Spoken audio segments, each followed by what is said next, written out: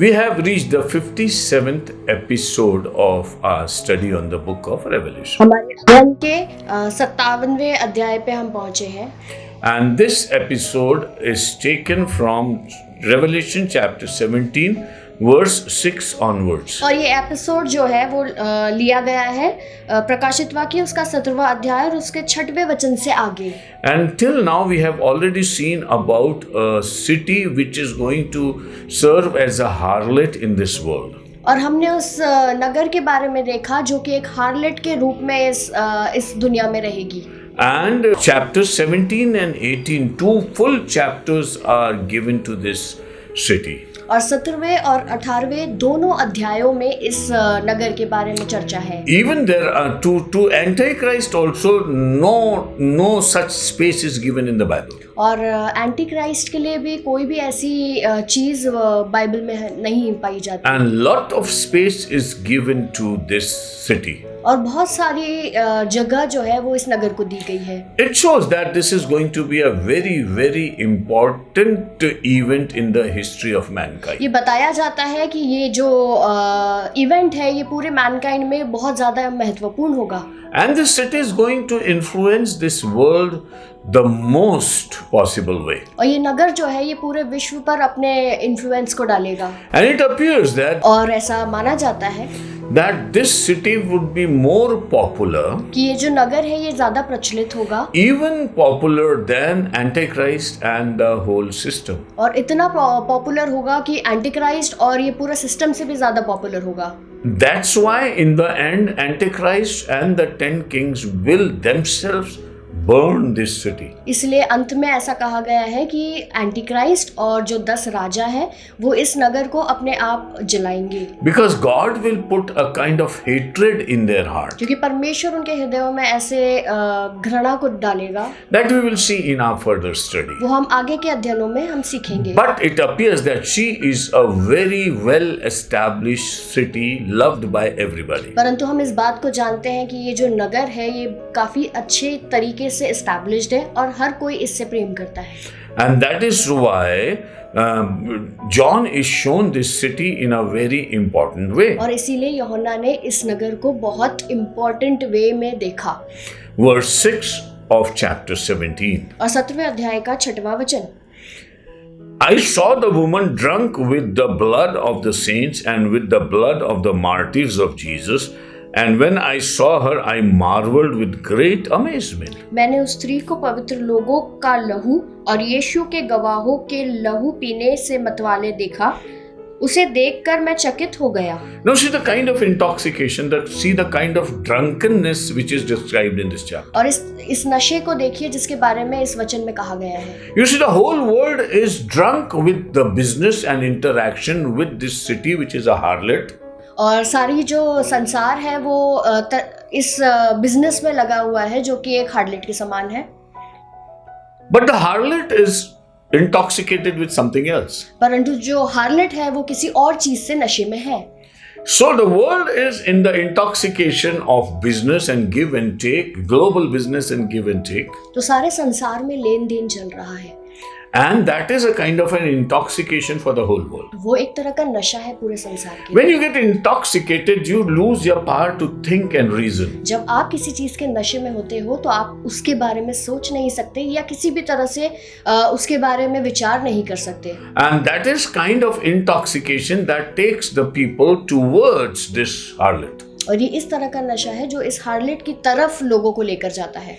And they have no other thought but to be involved with her. और उनके पास और कोई चारा नहीं होता परंतु वो उसके साथ इन्वॉल्व हो जाते हैं. This is a kind of a drunkenness. और ये एक तरह का नशा है. Drunkenness, this kind of a drunkenness is described time and again in the Bible. और बाइबल में इस तरह के नशे के बारे में बार-बार बताया गया है. In the last days, the Bible says. और अंत के दिनों में बाइबल हमें बताती है. In the book of Zechariah, it is written. जकरिया की पुस्तक में ऐसा लिखा हुआ है. I'll make Jerusalem a cup of intoxication for the whole world. मैं यरूशलेम को उस नशे के कप के समान बनाऊंगा जो पूरे संसार को अपने नशे से And the world भरेगा। forces will gather around Jerusalem and will have no second thought but just to kill Jerusalem. और यरूशलेम के आसपास सारे लोग इकट्ठे हो जाएंगे और उनका और कोई काम नहीं होगा, वो सिर्फ यरूशलेम का नाश Because there's करने a आएंगे, kind of drunkenness that has come in the people. क्योंकि लोगों के अंदर एक तरह का नशा हो So जाएगा। drunkenness in this thing is like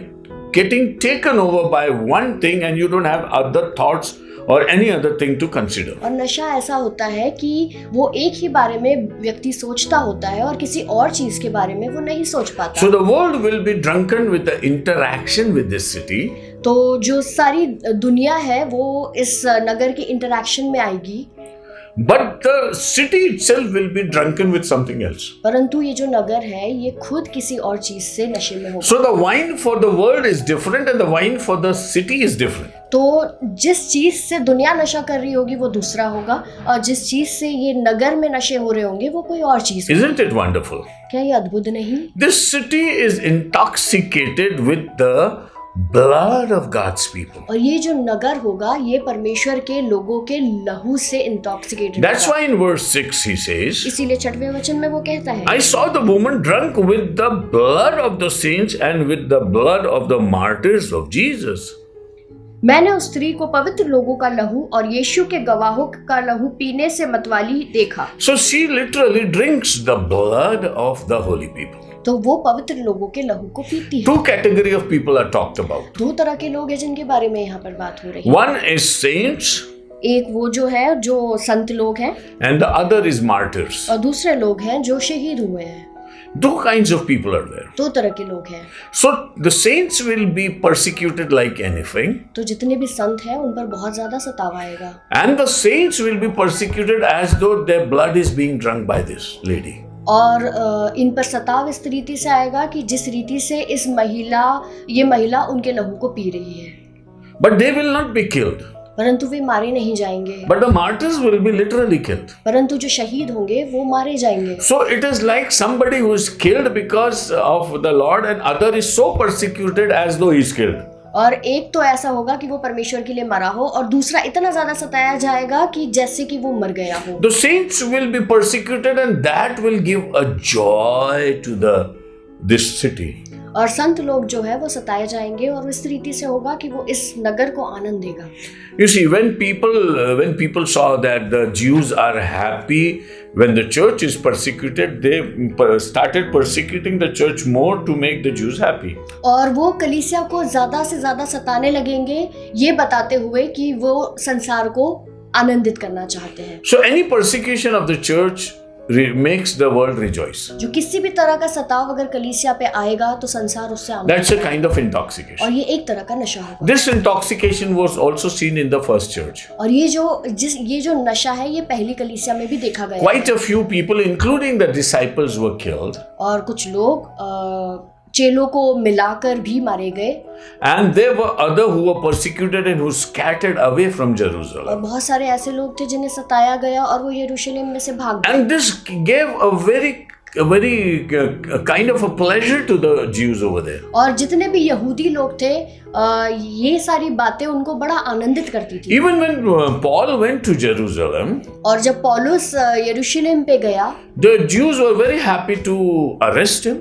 तो यहूदी लोग थे वो बहुत ज्यादा आनंदित हुए उसको And पकड़ने some के of लिए। them vowed that if we do not kill Paul, we will not take our meal, we will not eat anything और unless कुछ we kill लोगों him. ने तो ऐसी एक प्रतिज्ञा सी ले ली कि जब तक हम उसे मार ना ले तब तक हम कुछ खाएंगे नहीं।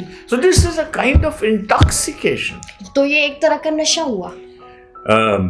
Isabel said, unless I kill Elijah, I will not eat anything. Isabel कहती है कि जब तक मैं एलिया को मार ना दूं तब तक मैं कुछ खाऊंगी There नहीं। is a kind of intoxication. और ये एक तरह का नशा हो गया। And it appears that there would be a global hate for believers and children of God during the regime of this city. और हम इस बात को मानते हैं कि जब इस नगर की स्थापना होगी तो कलीसिया पर बहुत ज्यादा सताव आएगा। The saints will be persecuted जो संत होंगे उन पर काफी पीड़ाएं होंगी and there will be martyrs. और बहुत सारे लोग शहीद भी होंगे। And there are already martyrs decided by God, the people who will be killed by this lady. और इस महिला के द्वारा जितने भी लोग मारे जाएंगे वो परमेश्वर के द्वारा नियुक्त किया जाएगा। See, it is recorded in the Bible. और ये परमेश्वर के वचन में No लिखा हुआ है। no martyrdom is a shock or surprise for God's people. परमेश्वर के लोगों के लिए किसी भी तरह का शहीदी एक शौक की तरह नहीं आएगी। It's already decided by God. और ये परमेश्वर के द्वारा नियुक्त किया हुआ And है। before Satan puts hand on God's people, और इससे पहले कि शैतान परमेश्वर के लोगों पर अपने हाथ को लगाए, the people of God are prepared and filled with the Spirit to face that martyrdom. परमेश्वर के लोग तैयार होंगे और आत्मा से भरे हुए होंगे उस शहीदी को ग्रहण As करने के लिए। Stephen was ready to be stoned, और जिस रीति से स्तिफनुस तैयार था कि उसको पथरवा किया the जाए, stoners were not as prepared as Stephen was. पत्थर मारने वाले लोग तैयार नहीं थे जिस तरह से स्तिफनुस तैयार था। And he says, I see the heaven open. और वो कहता है कि उसने स्वर्ग को खुला हुआ And then देखा। he asks for the forgiveness for the stoners. और फिर वो उन लोगों की क्षमा की प्रार्थना करता है And then he offers his spirit into the hands of the और Lord. अपनी आत्मा को परमेश्वर के हाथ में सौंप देता है। A beautiful martyrdom. बहुत खूबसूरत तरीके से वो शहीद होता When we study the seals which were opened by the Lamb, और जिस रीति से हम देखते हैं कि मेमने के द्वारा जो मोहरें खोली गई, when the fifth seal was opened, जब पांचवी मोहर खोली गई, this could be read in the 6th chapter of the book of आप Revelation. इसको प्रकाशित वाक्य के 6वें अध्याय में पढ़ सकते हैं। The souls of those people who were martyred for the Lord cried to the Lord. और जो आत्माएं थी उन लोगों की जो परमेश्वर के राज्य के कारण जिनको शहीद होना पड़ा, वे रो रहे थे परमेश्वर के सामने। And they were crying and saying, when will we get our judgment and our reward? और वे रोते हुए ये कह रहे थे कि हमें हमारा न्याय कब मिलेगा और हमें हमारा इनाम God कब said, give मिलेगा। them a white dress and let them wait for a while. परमेश्वर कहता है कि उन्हें श्वेत वस्त्र दे दो और उन्हें कुछ समय इंतजार करने दो Till the number of martyrs is complete. जब तक वो शहीद जितने होने हैं लोग उतने पूरे नहीं हो जाते तब तक के। Before you are born in this world, और इससे पहले कि आपका जन्म इस पृथ्वी पर your हुआ, martyrdom is decided by God. आपकी जो शहीदी है वो परमेश्वर के द्वारा नियुक्त God is always first. परमेश्वर सबसे प्रथम है। It's not going to be a shocker for God's people, but they will be happy to give their lives for the sake of the Lord. परमेश्वर के लोगों के लिए ये कोई शॉकर की तरह नहीं होगा, परंतु वे आनंदित होंगे अपनी जिंदगियों को परमेश्वर को सौंपने के लिए। But this city will have a delight in killing and persecuting God's people. परंतु इस नगर में आनंद मनाया जाएगा उन लोगों को सताने के लिए जो परमेश्वर के कहलाते हैं। And John said, when I saw this, I marveled. और यूहन्ना ऐसा कहता है कि जब मैंने ऐसा देखा तो मैं आश्चर्यचकित हो गया। Perhaps John was not ready or willing to see the kind of things that are going to happen to the church. यूहन्ना तैयार नहीं था इन सारी चीजों को ग्रहण करने के लिए, क्योंकि वो उसने ऐसा सोचा नहीं था कि कलीसिया के साथ ऐसा सब कुछ होगा। He was a man of God. When revelation of God comes upon the people, at times even the deepest men of God marvel. परमेश्वर के जो लोग होते हैं, जन होते हैं, वे कई बार तैयार नहीं होते उन्हें ये नहीं पता होता कि परमेश्वर का कैसे वचन उनकी जिंदगियों में उतरेगा। And when God shows them the imminent or that compulsory which is going to happen, they are marvel. और जब परमेश्वर बताता है उनको कि ये सारी चीजें होने वाली है तो वे बहुत ज्यादा आश्चर्यचकित हो जाते हैं। But the angel said to me, verse 7, परंतु स्वर्गदूत उनसे ऐसा कहता है। John said, I marveled, but the angel retorted and replied to him. यूहन्ना ऐसा कहता है कि मैं आश्चर्यचकित हो गया, परंतु स्वर्गदूत जो होता है वो उसकी तरफ मुड़कर कहता है, Why did you marvel? तू क्यों चकित हुआ? There should not be any surprise.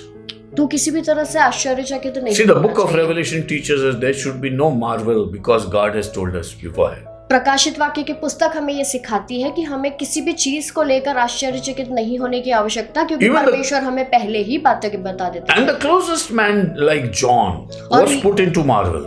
और यूहन्ना जो उससे काफी ज्यादा करीब था वो आश्चर्यचकित My dear brothers and sisters, there should be nothing that is declared in the word sufficient enough to marvel you because you know the word of God. मेरे प्रिय भाइयों बहनों, ऐसी कोई भी बात नहीं होनी चाहिए जो आपको परमेश्वर के वचन से आश्चर्यचकित कर दे। Then he said, I will tell you the mystery of the woman and of the beast that carries her. फिर वो कहता है, मैं स्त्री और उस पशु का जिस पर वह सवार है और उसके जिसके 7 सिर हैं और 10 सींग हैं तुझे भेद बताऊंगा। Now you have seen a picture. और आपने यहाँ पर एक दृश्य देख लिया। And the angel took John into a realm where he could see the beast and the woman. स्वर्गदूत जो था वो यूहन्ना को एक ऐसे रैल्म में लेकर गया जहाँ पर वो उस पशु को और उस स्त्री को देख पा रहा था। But they are not the real picture. There is something behind that scene.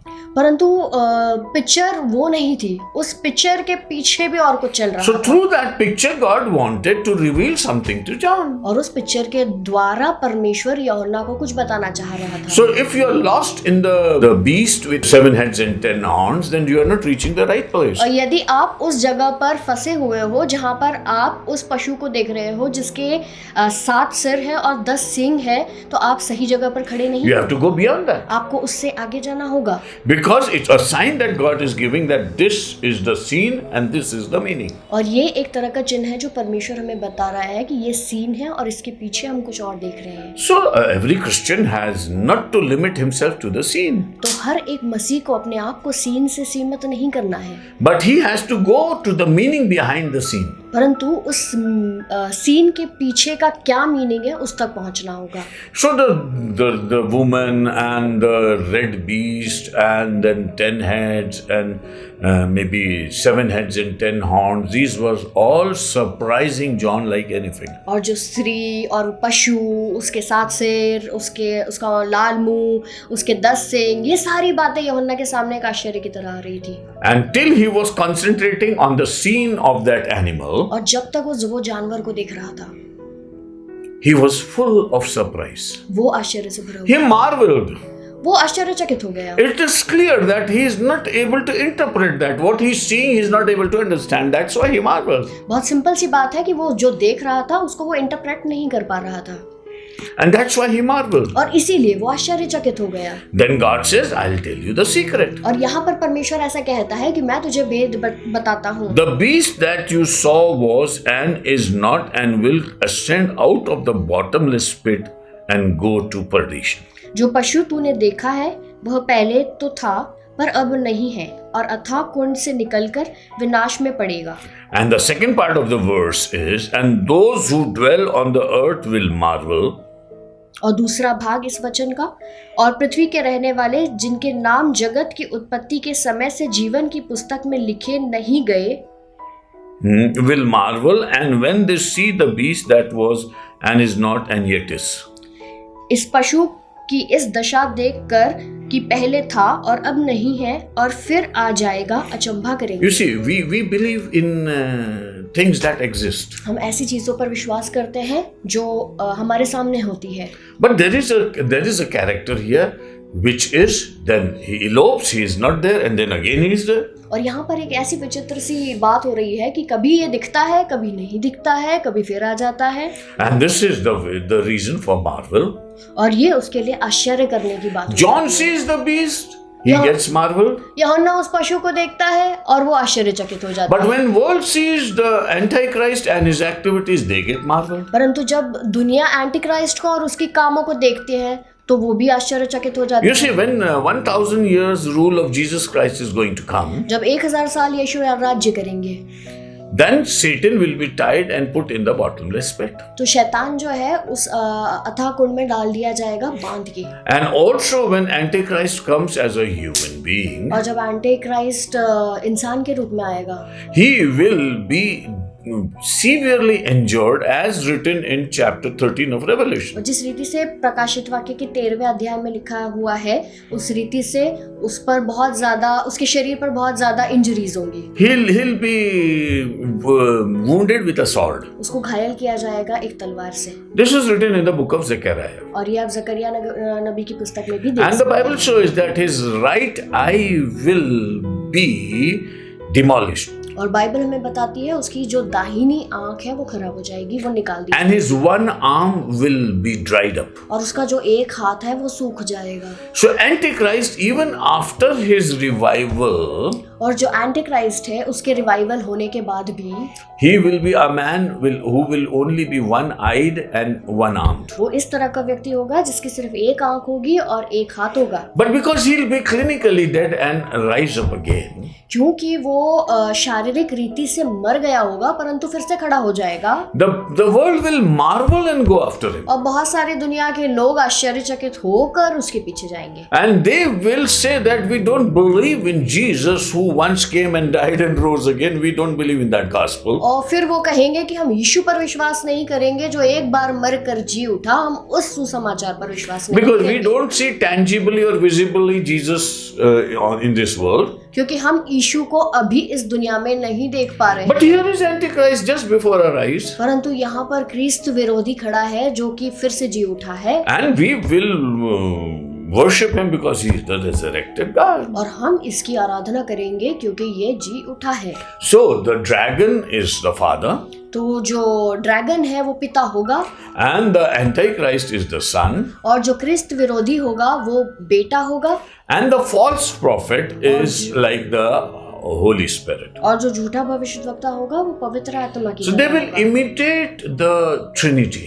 और वो उस त्रिएक परमेश्वर को कॉपी करेंगे This will marvel the world. और सारे संसार को आश्चर्यचकित करेंगे। So God's people marvel when they see a sign and do not understand it. तो परमेश्वर के लोग आश्चर्यचकित इसलिए होते हैं जब वो एक चिन्ह को देखते हैं और उसको समझ नहीं पाते। Like the beast and the color and the woman sitting on the beast. और जिस रीति से वो बीस्ट होता है, पशु होता है, उसके ऊपर वो स्त्री बैठी हुई होती है और जो उसका रंग होता है, उन सारी चीजों को देखकर So John marvels. तो यूहन्ना जो है वो He आश्चर्यचकित needs to होता है। understand what is the meaning behind it. उसको समझना पड़ेगा कि इस सारी चीजों के पीछे क्या मतलब। But the world also marvels because the world looks at the Antichrist and his performance and marvels.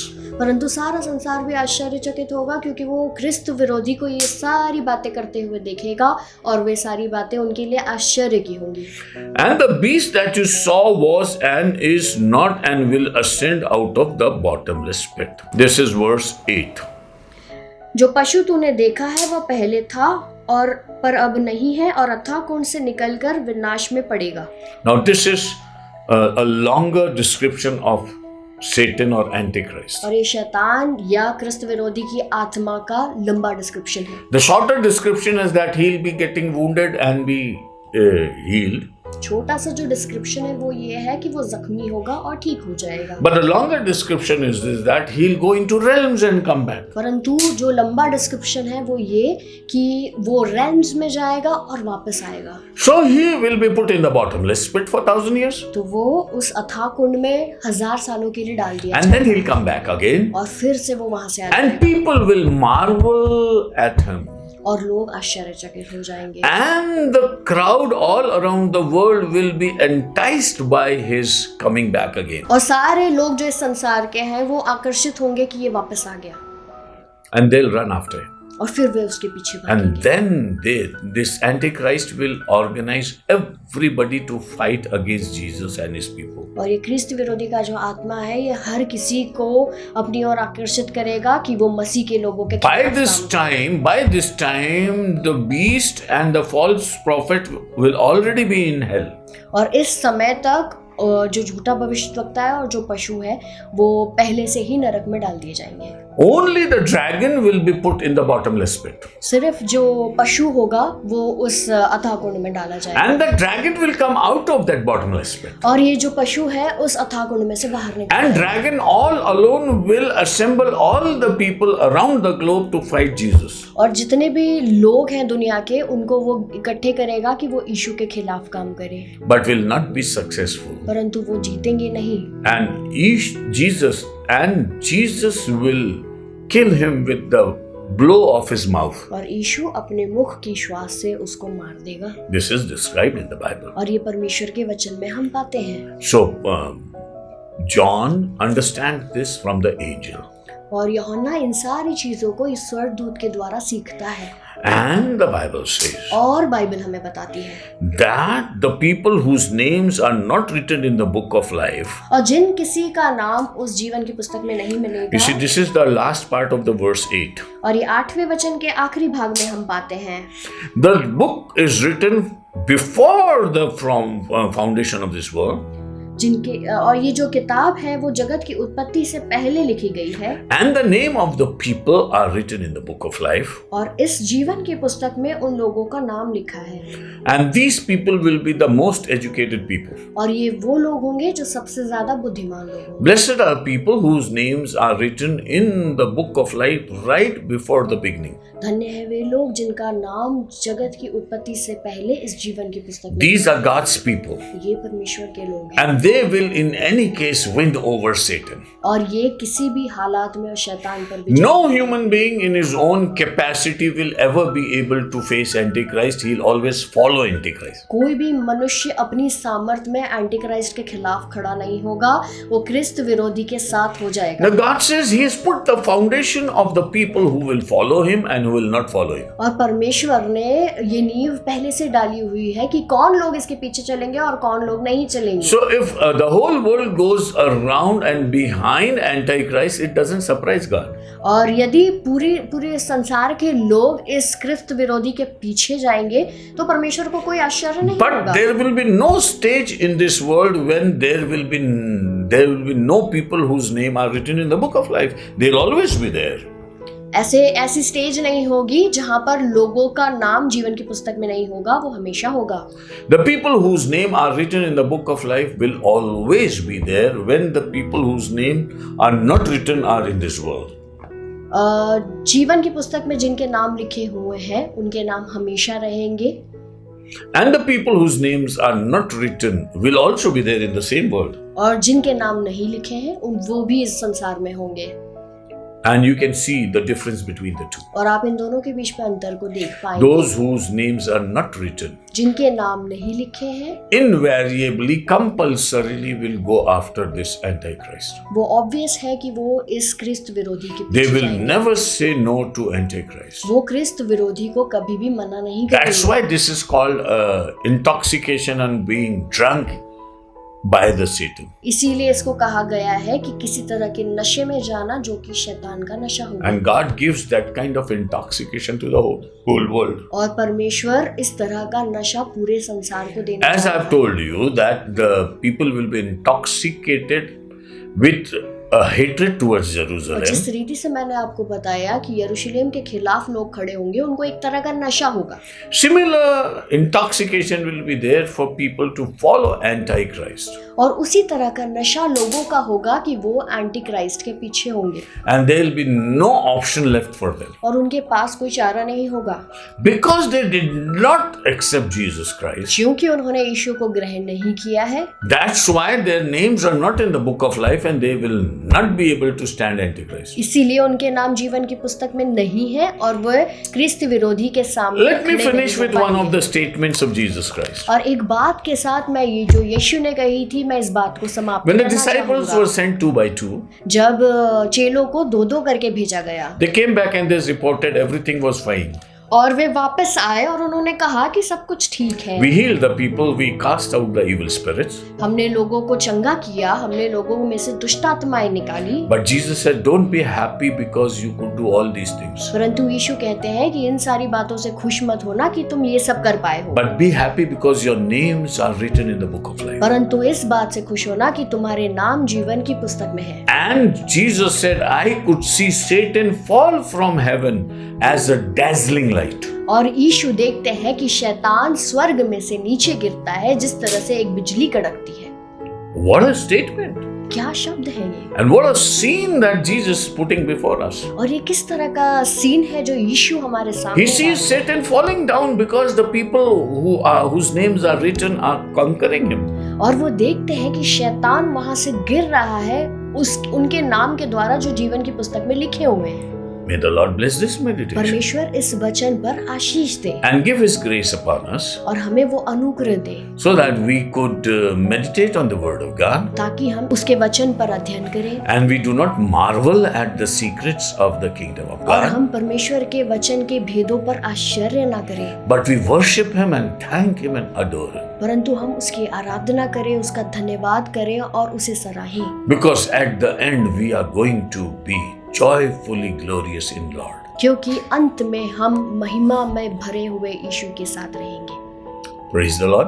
परमेश्वर की स्तुति हो। May the Lord bless the meditation. परमेश्वर इस वचन को आशीषित। God bless you. God bless you.